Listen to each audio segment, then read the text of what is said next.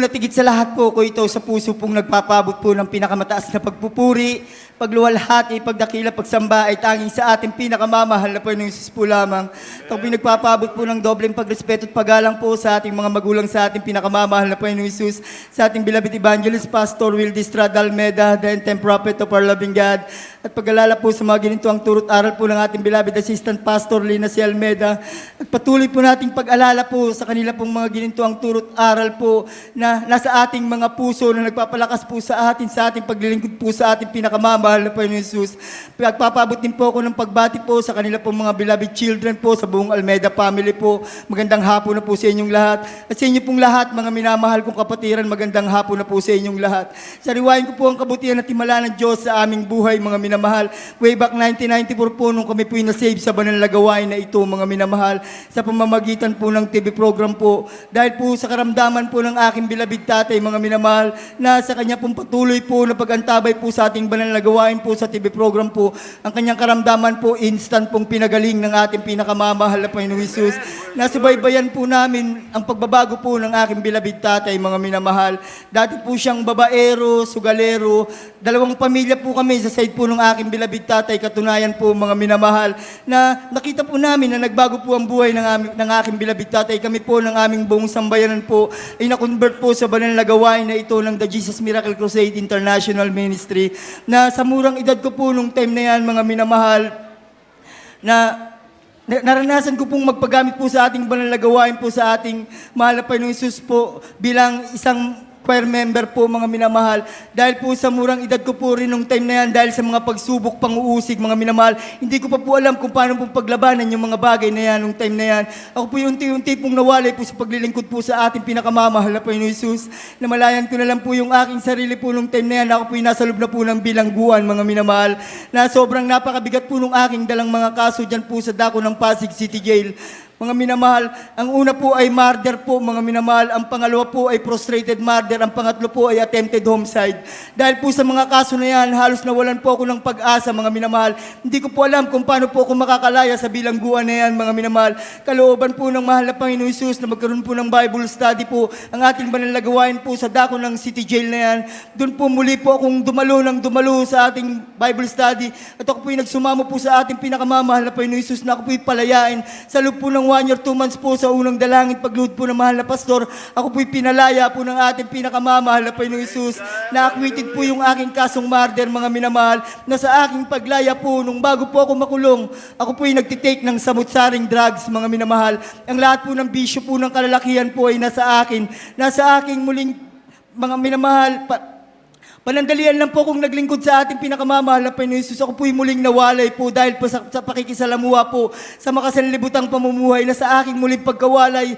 Napagrupo po ako sa gun for hire po sa dako po ng Pasig at nagdi-deliver na po ako ng drugs sa parte po ng mga probinsya. Nagbibenta po ako dahil po sa kasamaan po na ginagawa ko sa araw-araw, mga minamahal. Ako po'y binabagabag po ng aking kalooban, mga minamahal.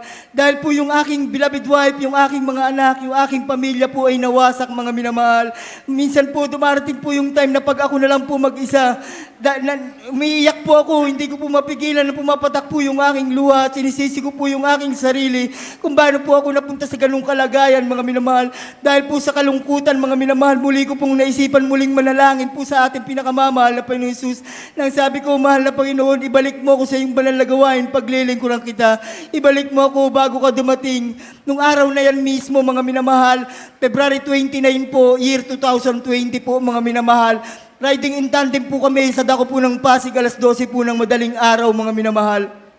Habang binabaybay po namin yung pinagbuhatan po, mga minamahal, sa dako po ng Pasig, na may napansin po kami sumusunod sa amin na nakamotor din po, na riding in tandem din po, mga minamahal. Na sabi ko po sa aking driver, i-U-turn niya po yung aming motor sa highway. Sinusubaybayan ko po yung umahabol sa amin, na pag U-turn po namin, napansin ko po yung umahabol sa amin, nag-U-turn din po, mga minamahal. Bago po kami dumating sa arko ng aming lugar, tiningnan ko po yung mga humahabol sa amin na huminto po sila. Napagtingin ko po sa aking driver po sa isang kisap mata lang po mga minamahal. Napansin ko po yung humahabol sa amin na nandito na po sa side na to na hindi na po bumaba ng motor, na hinawi lang po yung jacket at pinagbabaril po kami mga minamahal. Dead on the spot po yung kasama ko sa tabi ng kalsada mga minamahal. Ako po dito po yung aking tama po sa aking likod na tumagos po sa harap ng tiyan ko mga minamahal. Nung oras na yan mga minamahal sa akin pong paghihingalo nag-agaw buhay po ako. Muli ko pong naalala po ang turo at aral ng ating mga magulang sa mahal na Panginoon, na pag tayo po'y nasa kagipitan, tumawag po tayo sa ating pinakamamahal na Panginoon Jesus. Ako po'y nanalangin po mga minamahal, lumuhod po ako sa gilid ng kalsada na sa unang dalangit pagluhod ng mahal na pastor mga minamahal. Tinasawt ko po yung demonyong kamatayan, lumayas ka sa pangalan ni Jesus 3 beses. Instant po, binigyan po ako ng kalakasan ng ating pinakamamahal na Panginoon Jesus. Na pagkatapos ko pong manalangin, pinakiramdaman ko po yung aking sarili. Umupo po ako sa tabi ng gutter, mga minamahal, sa tapat po nung kasama kong patay. Na may napansin po kong bumalik na motor at huminto po doon sa tapat po nung kasama kong patay. Na narinig ko po ang sabi po nung nakasakay sa motor, patay na yan pare, umalis na tayo. Na bumalik pa po pala yung mga bumaril sa amin, na hindi nila ako nakita, na halos magkatapat lang po kami nung kasama kong patay. Na tunay pong iningatan ako ng ating pinakamamahal na Panginoong Jesus. Na sa kanila pong pag-alis, umalis na rin po ako doon sa lugar, mga minamahal. Naglakad po ako ng kulang 1 kilometro po yung layo pa uwi sa aming bahay. Na pagdating ko po sa aming bahay, mga minamahal, sinabi ko po sa aking mga bilabid loved ones na ako po'y nabaril, mga minamahal, sa aking mga loved ones po, na agad po nila akong tinala sa RMC po sa Pasig Hospital po mga minamahal. Na pagpasok ko po sa emergency room, tamang-tama lang po pag-upo ko, doon na po ako nawala ng malay mga minamahal. Nagising na po ako, kinabukasan na po ng umaga mga minamahal, tapos na po pala akong operahan. Binuksan po yung aking tiyan ng 1 dangkal at kalahati mga minamahal. Nagising po ako, katabi ko po yung mga doktor na nag-opera po sa akin mga minamahal, na ang sabi po nila sa akin, ako raw po ay maswerte dahil yung bala po ay tumagos lang po simula sa likod ko hanggang sa harap ng tiyan ko, na wala pong tinamaan sa aking internal organ. Ganyan po kabuti ang ating pinakamamahal na Panginoong Jesus. Simula po nagising ako sa ospital na yan, 3 araw po mga minamahal. Diyan po nagsimula na nagbago po yung aking buhay mga minamahal.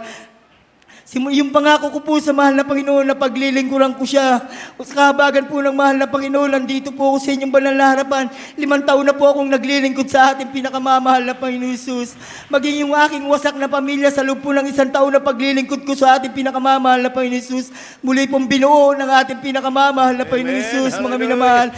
Pasalamatan ko rin po muli sa ating pinakamamahal na Panginoon Jesus, mga minamahal. May 18 po, mga minamahal, 2022 po, mga minamahal.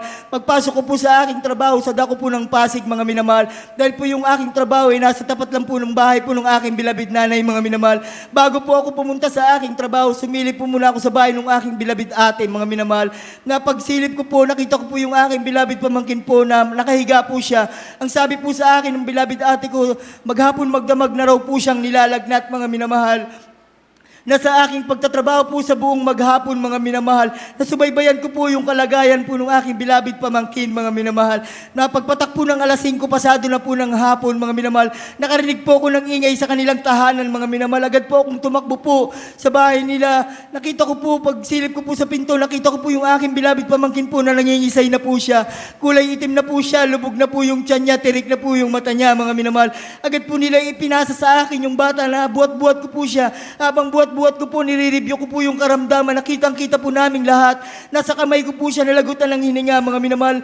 Agad pong pumasok po yung sister ko po, yung beloved sister ko po sa bahay na yun, yung nanay po ng bata. Na sabi ko sa kanya, wala na tong bata na to, patay na to. Nag-iiyakan na po sila, mga minamahal. Pinaisip po ng mahal na Panginoon sa akin na lumuhod, magsisi. Lumuhod po kami. Sabi ko sa kanila, huwag kayong umiyak. Lumuhod tayo, manalangin tayo, magsisi tayo. Lumuhod po kami habang buhat-buhat ko po yung bata, mga minamahal. Nanalangin po kami na pagkatapos po naming manalangin sa unang dalangit pagluhod ng mahal na pastor, kinasawt po namin yung demonyong kamatayan, yung demonyong karamdaman. Instant po yung bata pong wala ng buhay, muli pong binuhay po ng ating pinakamamahal na Panginoong Jesus. Mga minamahal, dahil po nakapikit po kaming lahat, dahil naramdaman ko pong bigla pong gumalaw yung aking bilabid pamangkin na pagdilat po ng aking mata, mga minamahal. Nakita ko po na unti-unti pong bumabalik yung kulay ng kanyang mukha, mga minamahal. Sa sobrang kagalakan ko po, mga minamahal, lumulundag po ako, niyuyugyug ko po siya, kinakanta ko po yung In the Name of Jesus, na Nakita ko po yung aking bilabid pamangkin po na tumingin po siya sa akin at tumiga po siya sa aking balikat at nagtamsak po siya na tunay po instant pong pinagaling ng ating pinakamamahal na Panginoong Hesus. Lubos ko pong pasalamatan po sa ating pinakamamahal na Panginoong Hesus ang pagbabago ng aking buhay. Dati po wala na pong pag-asa ang aking buhay. Dito po sa banal na gawain na ito, sa mahal na Panginoong Hesus, dito po nagkaroon ng pag-asa ang aking buhay. Nagkaroon po ng direksyon ang aking buhay, mga minamahal.